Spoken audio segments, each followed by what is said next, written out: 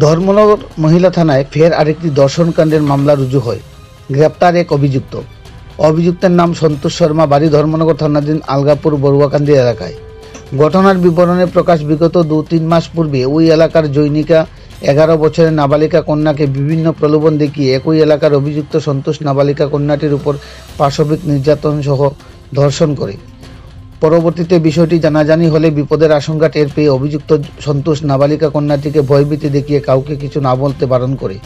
নাবালিকা কন্যাটিও ভয়ে কাউকে কিছু বলতে সাহস পায়নি। এরই মধ্যে বিগত শনিবার বিকেলে নাবালিকা কন্যাটি খেলার ছলে ওর আরেকটি বান্ধবীকে ঘটনাটি খুলে বলে। পরবর্তীতে বান্ধবী ঘটনাটি ধর্ষিতা কন্যার মায়ের নিকট সবিস্তারে খুলে বলে। নাবালিকা কন্যার মুখে উক্ত ঘটনা শুনে ধর্ষিতা কন্যার মা কান্নায় ভেঙে পড়েন। ওর কান্না শুনে আশপাশের লোকজন ছুটে আসলে ঘটনা সকলের নজরে আসে। বিষয়টি তড়িঘড়ি জানানো হয় স্থানীয় এলাকার জনপ্রতিনিধিদের পরামর্শ মোতাবেক নাবালিকা কন্যার মা ধর্মনগর মহিলা থানায় অভিযুক্ত সন্তোষের বিরুদ্ধে আইনি আশ্রয় নেয়। অভিযোগ পেয়ে সঙ্গে সঙ্গে ধর্মনগর মহিলা থানার পুলিশ মাঠে নামে এবং অভিযুক্ত সন্তোষ শর্মাকে পাকড়াও করে পক্সো আইনে মামলা হাতে নিয়ে হাজতে পুরে।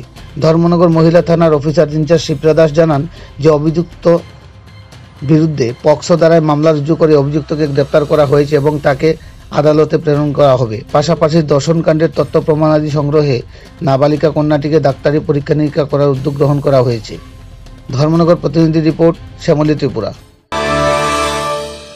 আজ ধর্মনগর মহিলা থানাতে একটি কেস রেজিস্ট্রি হয়েছে, মামলা number 12/2025 under section 64(2) within bracket M/351 within bracket 3 of BNS and 4 of POCSO Act।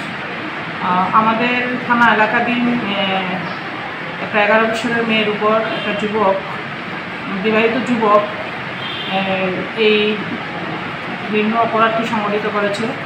তো আমরা অভিযুক্তকে গ্রেফতার করতে সক্ষম হয়েছি এবং কোর্টে প্রেরণ করব এবং নাবালিকা মেয়েটিরও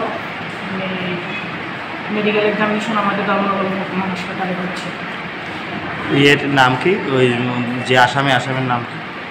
যে অভিযুক্ত ওনার নাম সন্তোষ শর্মা। কোথাকার বাসিন্দা?